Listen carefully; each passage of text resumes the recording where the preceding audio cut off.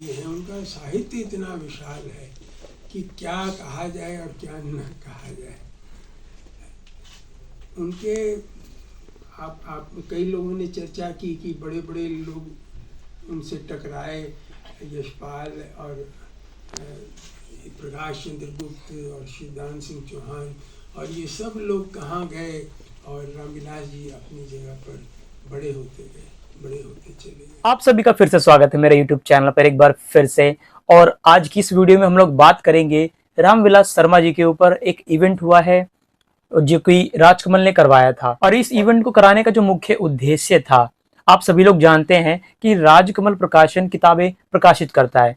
तो उन्होंने रामविलास शर्मा की दूसरी जो रचनावली है उसको प्रकाशित किया है, जो कि भाषा विज्ञान से संबंधित है। उन्होंने 5 खंडों में इसको निकाला है। इससे पहले भी उन्होंने उनकी एक रचनावली निकाली थी जो कि आलोचना से संबंधित थी। वो सारी की सारी किताबें आलोचना से संबंधित थी, और इस बार जो उन्होंने 5 किताबें निकाली है रचनावली के नाम से, वो किस पे है? भाषा विज्ञान पे है। तो कुल मिलाकर के इन्हीं किताबों का वहां पर विमोचन होना था, और इसी के बहाने रामविलास शर्मा जी को फिर से याद किया गया और उनसे संबंधित लोगों को बुलाया गया और उन्होंने उनके बारे में बातें बताई। तो क्या क्या बातें वहां पर रामविलास शर्मा जी को लेकर के डिस्कस हुई, अब हम आगे यही जानेंगे। मेरे पास उसके कुछ शॉर्ट्स नोट हैं और उसमें से ही मैं आपको कुछ थोड़ी थोड़ी बातें बताऊंगा। वैसे इवेंट में तो बहुत सारी बातें हुई थी, पर कुछ जो इंपॉर्टेंट बातें जो मैंने नोट करी है वो आपको बता दूंगा। इससे आपको एक आइडिया लग जाएगा कि वहां पर क्या क्या हुआ था। वैसे तो आप सभी लोगों ने रामविलास शर्मा जी का नाम तो सुना ही होगा। उनका जो साहित्य है, जो उन्होंने जितना भी काम किया है, वो बहुत विस्तृत है। और ये बात इवेंट में लगभग हर एक वक्ता ने कही कि उनका जो काम है काफी ज्यादा विस्तृत है, और इसीलिए रामविलास शर्मा की जो पहुंच है बहुत ज्यादा है। लगभग इतिहास के क्षेत्र में, हिंदी साहित्य के क्षेत्र में, हिंदी साहित्य के क्षेत्र में तो उनका काम रहा ही है, और साथ में उन्होंने हिंदी से अतिरिक्त इतिहास के क्षेत्र में, राजनीति के क्षेत्र में, अर्थ मतलब जितने भी एक्सेप्ट मतलब कि जितने भी और जगहें हो सकती है उन्होंने उन सब पे लिखा है, और इसीलिए उनकी जो पहचान है काफी ज्यादा विस्तृत है और आज तक उन्हें याद किया जाता है। और राजकमल वालों ने तो ये सोचा है कि उनके वो 50 खंड प्रकाशित करेंगे। ये तो अभी बस शुरुआत है, धीरे धीरे वो उनके ऊपर और भी कई सारा काम जो है रामविलास शर्मा जी की कृतियों पर कर रहे हैं।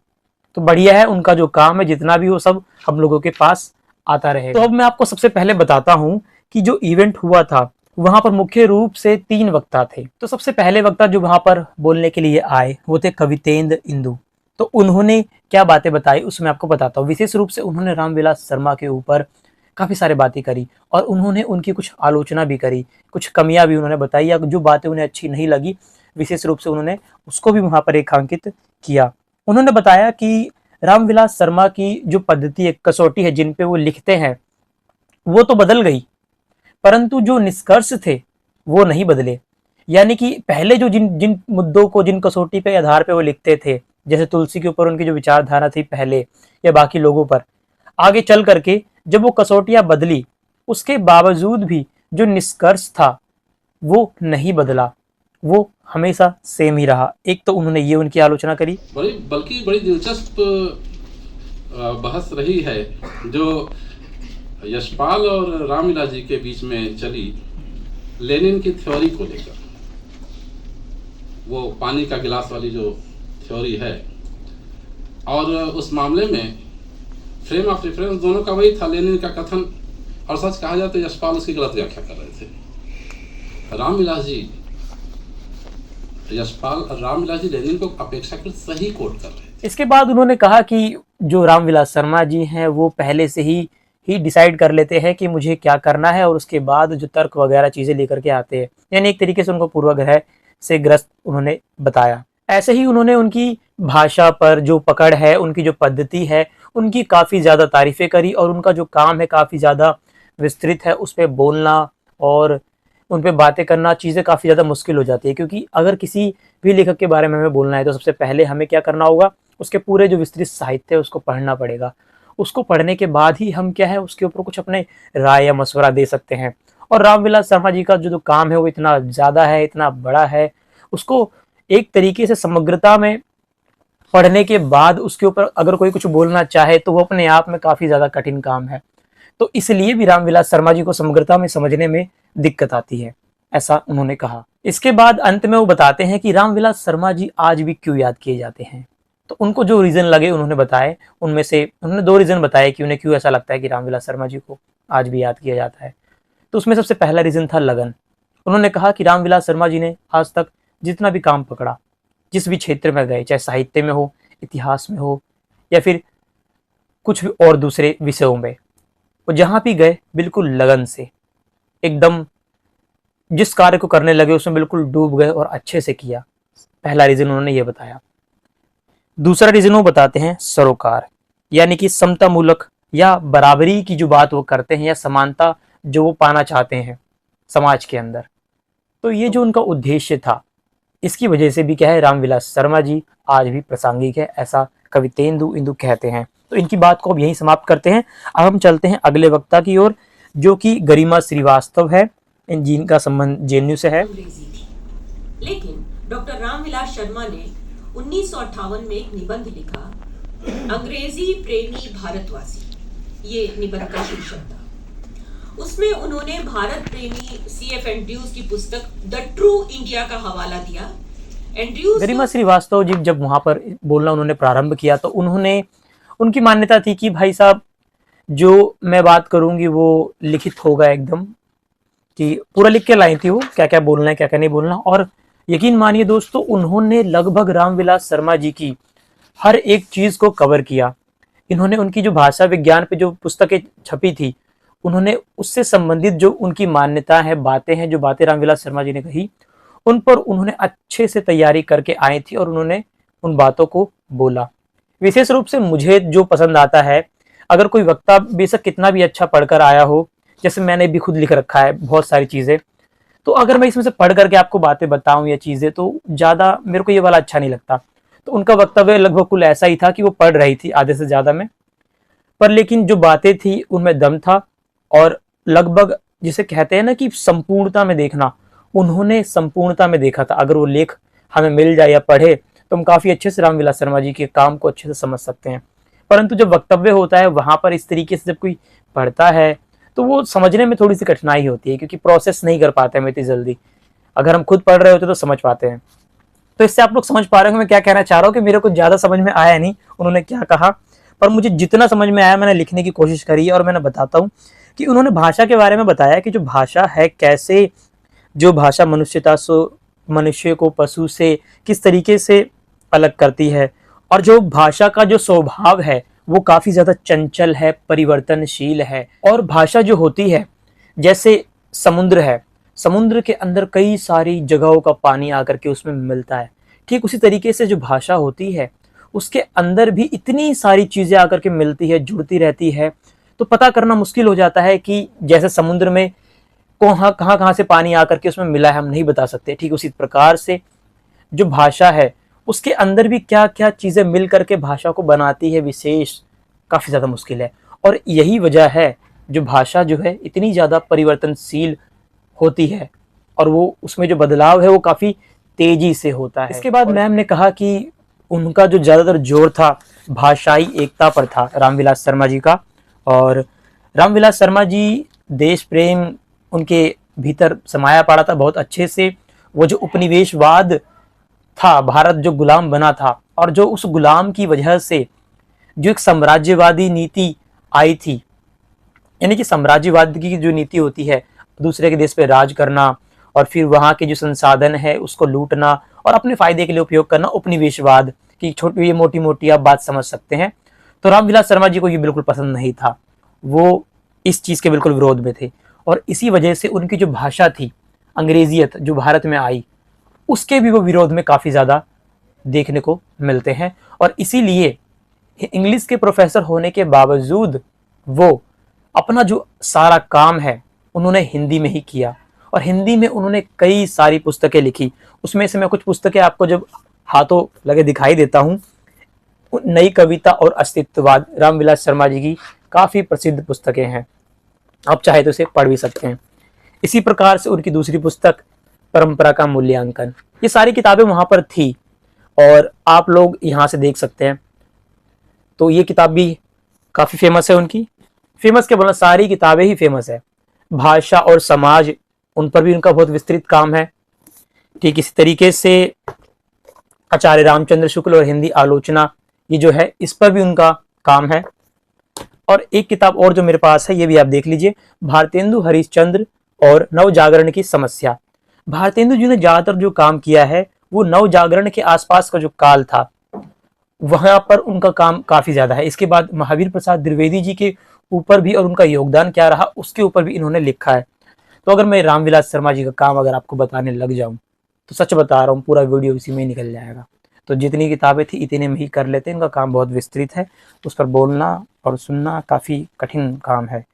इसके बाद वहाँ पर एक प्रसिद्ध इतिहासकार थे जिनका नाम आपने सुना होगा, और उन्होंने क्या बोला सच बता रहा हूँ, मेरे को तो बहुत पसंद आया। मेरी तो आंखें ही नहीं हट रही थी, मैं वहाँ देखता रहा और इतना बढ़िया बोला उन्होंने, और बिल्कुल वैसा जैसा मुझे पसंद आता है कि कोई पढ़ ना रहा हो, जो उसके मन में है, जो उसकी समझ बनी है, चाहे बेशक सही बनी हो गलत बनी हो, अब सबकी अपनी अंडरस्टैंडिंग है।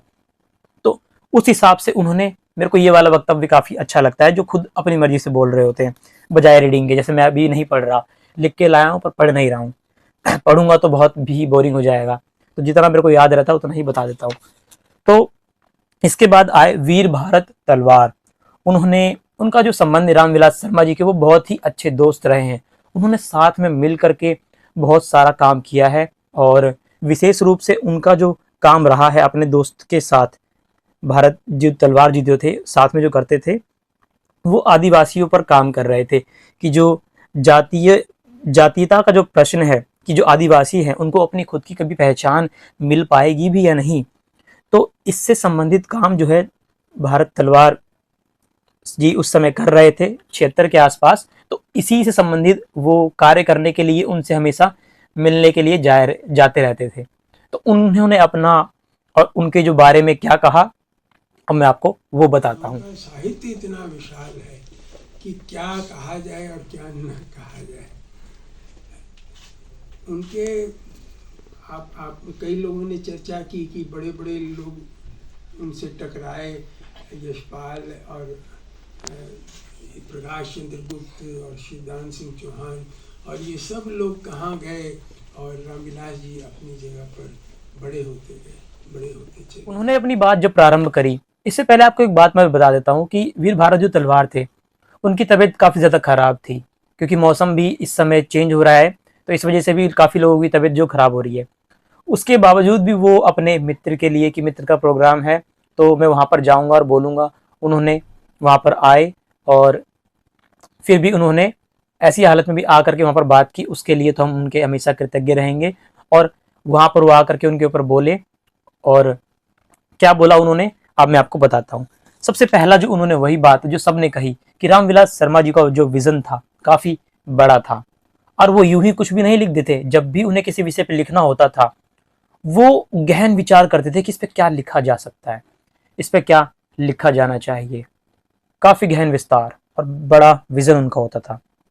वो हमेशा इस बात पे सोचते रहते थे कि भारत में जो क्रांति की समस्या है उस पर वो लिखना चाहते थे काफ़ी ज़्यादा, और ये बात तलवार जी ने बताई। तलवार जी ने कहा कि रामविलास शर्मा जी चाहते थे कि जो भारत है उसमें बदलाव आए, उसमें वो बदलाव देखना चाहते थे, वहाँ पर न्याय की व्यवस्था हो, और ये जो बातें थी उनको रामविलास शर्मा जी को विशेष बनाती थी अन्य से। और इसी के साथ उन्होंने भी बताया कि रामविलास शर्मा जी आखिरकार बड़े लेखक क्यों है, या बड़े आदमी वो आखिरकार क्यों है। तो उन्होंने सब बातें जो अलग करके छोड़ा, जो मेन बातें होती है उनको तो उन्होंने नहीं, उन्होंने दो बातें कही जो उन्हें लगता है कि उन्हें महान बनाई। सबसे पहला, नैतिक स्थिति।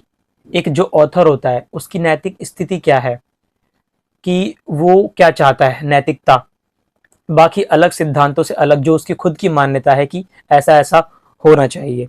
और दूसरी बात उन्होंने बताई, दृढ़ता, अपने काम को लेकर के और अपनी चीज़ों को लेकर के। तो ये दो चीज़ें हैं तलवार जी के हिसाब से जो रामविलास शर्मा जी को बड़ा लेखक बनाती है। इसके बाद तलवार जी कहते हैं कि जातीयता के प्रश्न पर जितना विचार रामविलास शर्मा जी ने किया है उतना विचार शायद ही किसी और ने किया हो, बल्कि मार्क्सवादियों से भी ज़्यादा चर्चा हमें रामविलास शर्मा जी करते हुए वहां पर मिल जाते हैं जातीयता के प्रश्न पर। वो जातीय समस्याओं के ऊपर काफी ज्यादा बात करते हैं और वो कहते हैं कि जो इवेंट का टॉपिक रखा गया था, समाज, आलोचना और इतिहास, ये तीनों चीजें जो हैं एक ही जगह पर समिट करके आ जाती हैं। किस पर? भाषा विज्ञान पर, जिसके ऊपर उनकी रचनावली प्रकाशित हुई थी। अगर हम भाषा विज्ञान को समझ जाएंगे, उस चीज को समझेंगे, तो समाज, इतिहास, आलोचना सब उसी के अंदर समाहित हो जाते हैं। और उनका एक रिकमेंडेशन था कि रामविलास शर्मा जी की जो पुस्तक है भाषा और समाज, ये हम सभी को पढ़नी चाहिए। उनका ये विशेष जोर था कि ये किताब एक बार सबको पढ़ लेनी चाहिए, तो आप भी पढ़ सकते हैं इसको। MRP इसकी लिखी है 499 और डिस्काउंट करके 400 तक की पड़ जाती है। बेसिकली इस किताब के अंदर उन्होंने जो बताया वो ये था कि सामाजिक आलोचना आपको इसके अंदर मिल जाएगी कि समाज की क्या जो चीजें हैं। इसके बाद तलवार जी बताते हैं कि वो क्यों भाषा विज्ञान की ओर गए, क्यों उस क्षेत्र को उन्होंने लिखना चालू किया और उसके ऊपर ऐसा घुसे कि इतना अपने जीवन का लगभग 20 वर्ष उन्होंने इसको दे दिया और बहुत ही विस्तृत काम उन्होंने भाषा विज्ञान के क्षेत्र में किया। और तलवार जी कहते हैं कि शायद ही हिंदी में जो काम रामविलास शर्मा जी ने भाषा विज्ञान पे किया है, ये शायद ही कोई और इतना बड़ा योगदान दे पाता, और उन्होंने ये योगदान हिंदी में दिया और ये उनकी बहुत बड़ी एक तरीके से योगदान है हिंदी क्षेत्र में। उन्हें जिस चीज ने भाषा विज्ञान की ओर भेजा पढ़ने के लिए वो था भाषाई समस्या, विशेष रूप से हिंदू उर्दू की जो भाषाई समस्या थी उसको लेकर के।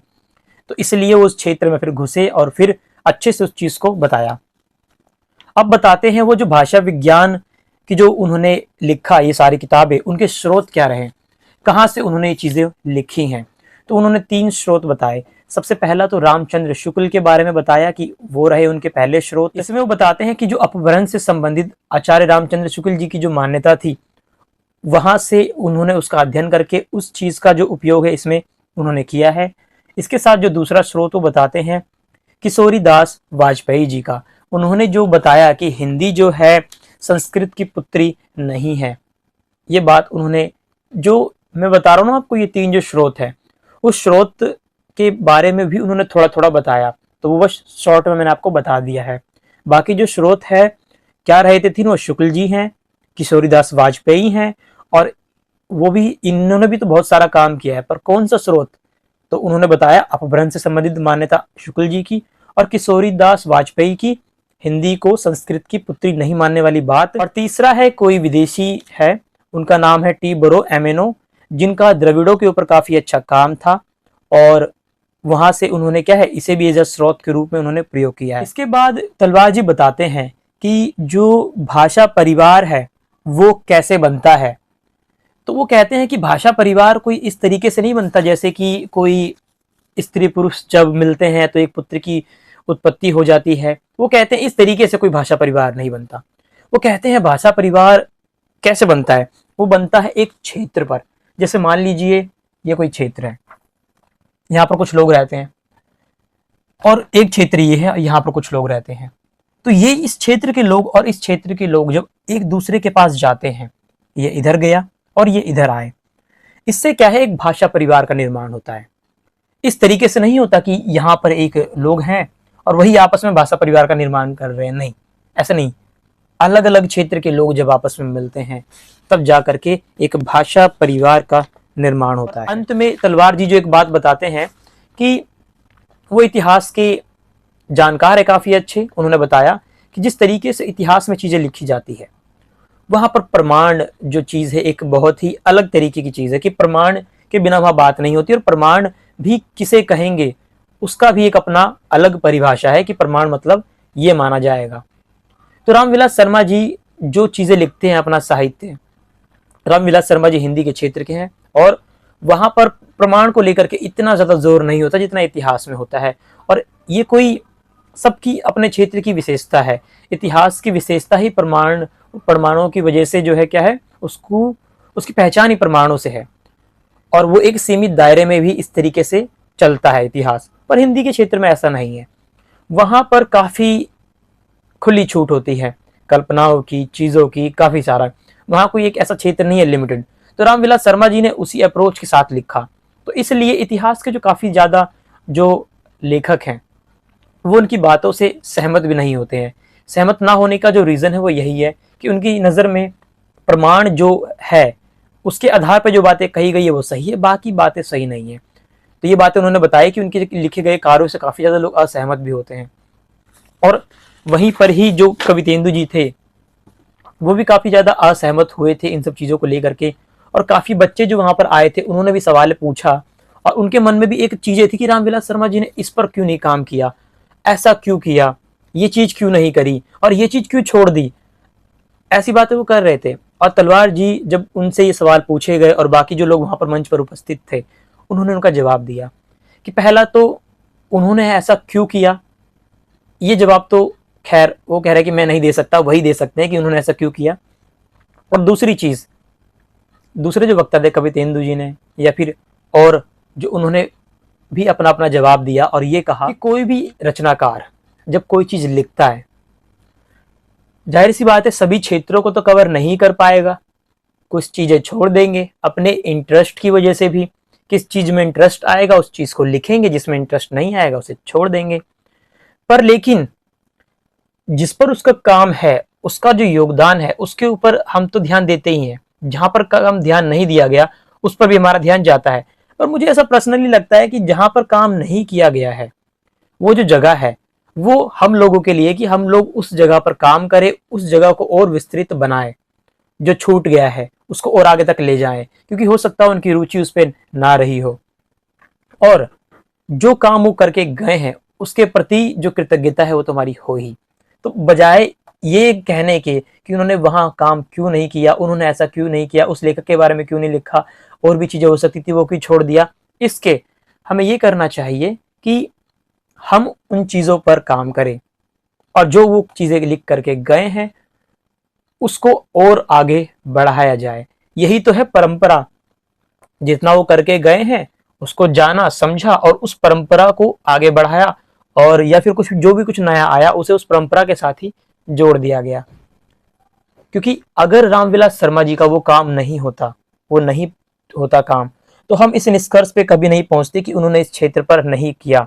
और मुझे लगता है, और वहां पर एक मैंने नहीं उन्होंने किसी ने बात कही थी और मैं भी उस बात से सहमत हूं कि अगर कोई ऑथर आपके मन में ये बात जगा पा रहा है, उसने जो भी चीजें कही लिख दी और उसके बाद एक चीज छोड़ दिया कि यहाँ पर काम नहीं हो पाया या ये चीजें रह गई हैं या ये और चीजें होनी चाहिए, ये वाली जो भावना है कोई ऑथर, कोई विचारक अगर आपके मन में ये डाल दे रहा है तो उसकी सफलता है उस चीज में, क्योंकि उसने अपना सारा काम समझा दिया और जो रह गया वो आपको दिख गया और अब है जरूरत उस पे आगे बढ़ाने की उस काम को। तो ये एक बहुत बड़ी सफलता है अपने आप में, एक लेखक की, एक ऑथर की, एक विचारक की और एक जो वक्ता है। चाहे मैं भी जो बातें यहाँ पर करता हूँ, अगर मेरी बातों में भी आपको कुछ चीजें दिखती है कि ये छूट गया, ये रह गया, तो ये आप अगर पकड़ पा रहे हैं तो कहीं ना कहीं जो बोलने वाला है वो सफल हो रहा है, क्योंकि जो जितनी बातें उसने कही वो आपके समझ आ गई है और समझ आने के बाद ही आपको ये पता लग रहा है कि ये तो रह गया। और अगर आपके मन में ये बात आए ही ना कि क्या क्या रह गया, तो ये संशय का विषय है कि फिर, क्योंकि समझ ही नहीं आया आपको फिर उसने क्या कहा है, उस ऑथर ने, उस लेखक ने, और जब समझ ही नहीं आया तो पता कैसे लगेगा कि क्या रह गया। तो यहीं पर ही बात को समाप्त करते हैं। वीडियो कैसी लगी लाइक कर देना, चैनल पर नए हैं तो सब्सक्राइब कर देना। आपके लाइक और कमेंट से ही पता लग पाता है यूट्यूब को, वो एल्गोरिदम है कि वीडियो कितनी अच्छी है, कितने काम की है, कितने लोगों तक पहुंचानी है। तो रिएक्ट कर दिया करो और अगली बार से कोई कार्यक्रम होगा तो पक्का मैं कम्युनिटी में बता दूंगा। इस बार मैं फिर भूल गया था, ये क्या होता है ना, थोड़ा जल्दी से हो जाता है फिर रह जाता है।